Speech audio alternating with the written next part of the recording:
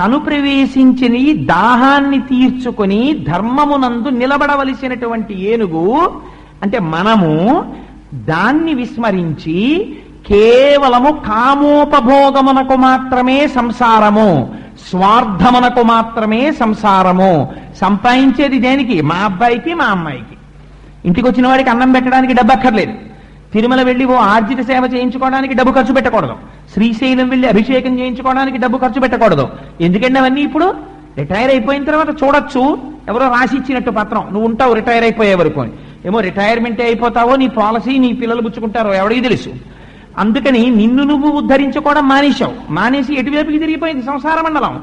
నీ వారి యందు మాత్రమే నీ దృష్టి పెట్టుకుని ఉండిపోతున్నావు. నీవారన్నవారు ఎంతవరకు? ఇది ఉన్నంత వరకు. త్రికూటాచలం ఉన్నంతసేపే వాళ్ళు. త్రికూటాచలం వెళ్ళిపోతే దీంతో వాళ్ళకి సంబంధం కూడా ఏమీ ఉండదు. వాళ్ళు కూడా నిర్దాక్షిణ్యంగా వెళ్ళిపోతారు.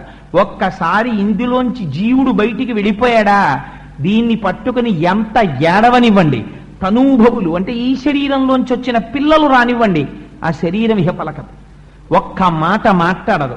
అటువంటి వారి కోసమని, అటువంటి సంసారము కోసమని, సంసారమును ఆధారం చేసుకుని పరమాత్మని తెలుసుకోవలసిన నువ్వు పరమాత్మని విస్మరించి సంసారమునందు ఉండిపోతున్నావు. ఇది సరోవరం లోపలికి దిగి సరోవరాన్ని ఛిద్రం చేసుకుని ఏం చేసింది?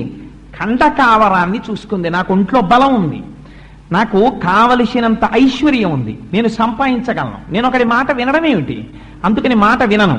తుండంబుల పూరించుచు గండంబుల చల్లుకొనుచు గలగలరవముల్ మెండుకొన వలద కడుపుల నిండం వేదంట కోటి నీటింత్రాగెన్. తను తినడానికే పనికొస్తాయి, తనే తింటాడు. మిగిలినవన్నీ ఫ్రిడ్జ్లో పెట్టి దాచుకుంటాడు. పులి సంహరించినటువంటి జంతువు యొక్క మాంసం కొంత భాగం తీసుకెళ్లి భూమిలో తీసుకెళ్లి కుళ్ళబెట్టుకున్నట్టు తను ఇంకా మిగిలిపోయినటువంటి పదార్థం ఏమైనా ఉంటే రేపో ఎల్లుండో తినడానికి దాచుకుంటాడు. భవతి భిక్షాందేహని ఇంటి ముందుకు వచ్చినటువంటి వాడి చేతిలో ఒక్క పండు కూడా పెట్టడు.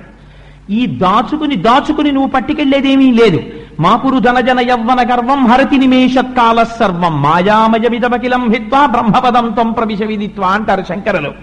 నీ కండ కావరం, నువ్వు సంపాదించిన డబ్బు క్షణంలో ఎత్తుకెళ్ళిపోతుంది.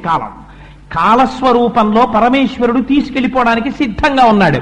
ఎలా తీసుకెళ్లిపోతాడో గజేంద్ర మోక్షం చూపిస్తుంది మనకి. ఒంట్లో ఓపికంది, నా అంతటి వాడేవాడు ఇక్కడున్నాడు. అందుకని నేను 10,00,000 కోట్ల కరణీనాథుండనయ్యుండి 10 లక్షల కోట్ల ఏనుగులకి భర్తని నన్నెవడేమంటాడు? ఇది ధైర్యం. అందుకని నీరు తాగి బయటికి రాలేదు. ఏం చేశాడు? నువ్వు సంసారములో కొంతకాలముండి పుత్రుల్ని కన్న తర్వాత నీ శరీరము జర్జరీభూతమైపోతుండగా ప్రయత్నపూర్వకంగా నీ అంత నీవుగా సంసారమునందు భ్రాంతిని విడిపించుకొని వానప్రస్థమునందు ప్రవేశించాలి భార్యతో కలిసి. కానీ నువ్వు అలా ప్రవేశించలేదు.